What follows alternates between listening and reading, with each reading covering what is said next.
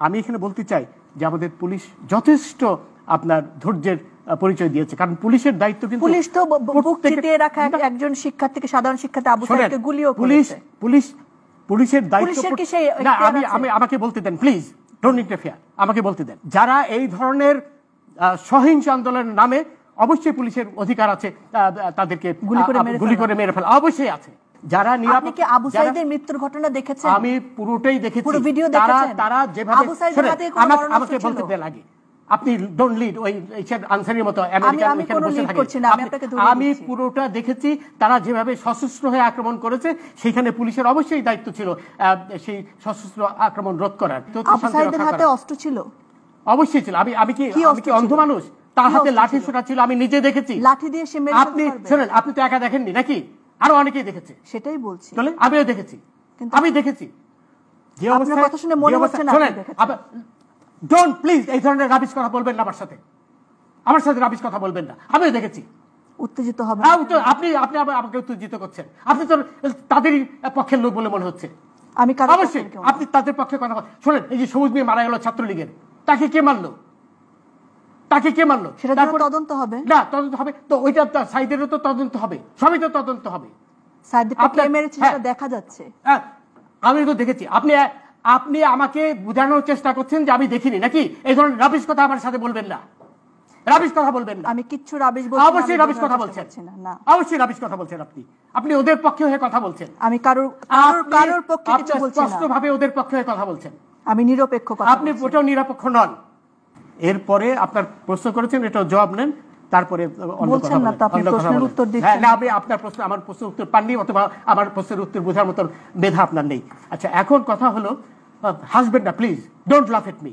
আচ্ছা, এখন কথা হলো, জাস্টিস শামসুদ্দিন চৌধুরী মানিক, আপনি আমার নামটা ভালো করে উচ্চারণ করতে পারেন না নাকি?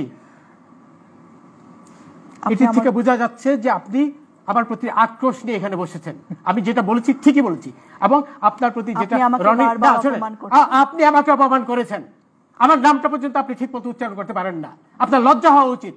এবং রনি যেটা বললো, আপনি এমন ভাব দেখাচ্ছেন যে আপনি একাই সেই টেলিভিশনটা দেখেছেন। আমি যখন বললাম আমিও দেখেছি, তারপরে আবার আপনি আমাকে বারবার উস্কানি দিচ্ছেন যে আমি দেখেছি কিনা। তার মানে আপনি একাই দেখেছেন, আর কেউ দেখেনি। শোনেন রনি, কালকে যে না উত্তেজিত হওয়ার কারণ হচ্ছেন আপনি আমাকে উত্তেজিত করছেন, মানে এমন ভাব দেখাচ্ছেন যে আপনি একাই দেখেছেন, আমি দেখিনি। এবং পুরো বাংলাদেশ দেখেছে না, পুরো বাংলাদেশ দেখেছে, বাংলাদেশ আর এখানে আসেনি, তাই তো? আমিও তো দেখেছি। আমি কি অন্ধ ছিলাম? অবশ্যই আপনি বাংলাদেশে। তাহলে আবার আমি যখন বললাম আমি দেখেছি, তারপর তো আপনার অ্যাঙ্কর হিসেবে আপনার চুপ হয়ে যাওয়া উচিত ছিল। আপনি আবার আমাকে খোঁচাচ্ছেন যে শোনেন, আমাকে বলতে দেন প্লিজ, লেট মি স্পিক।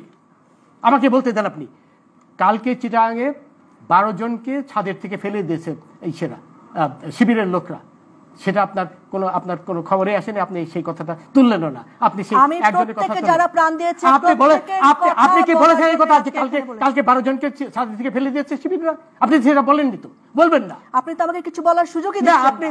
আপনি তো শুরুই করেছেন এইভাবে যে আপনি পরিষ্কারভাবে প্রমাণ করেছেন আপনি তাদেরই লোক। আমি আবার রিপিট করছি, I have no hesitation in saying that. কারণ এটা আপনি বলেন কালকে নারী হিসেবে যে মিনিমাম সম্মান দেওয়া দরকার, সেটাও আপনি আমাকে সম্মান দিয়েছেন।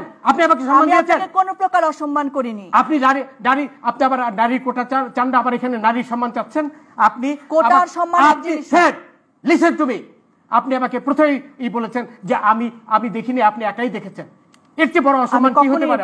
অবশ্যই বলেছেন। আপনি আকার ইঙ্গিতে বলার চেষ্টা করেছেন। আপনি যে তাদেরই একজন, এটা আপনি পরিষ্কারভাবে প্রমাণ করেছেন। আবার বললেন যে নারীর সম্মান আপনি। আমার ধারণা আপনার অন্য কোনো কারণে আজকে মন মেজাজ না, আমার মন মেজাজ তো খারাপ হবেই। রাজাকাররা যখন 32 নম্বর আক্রমণ করে, আমার উপর ফেলতে পারেন না।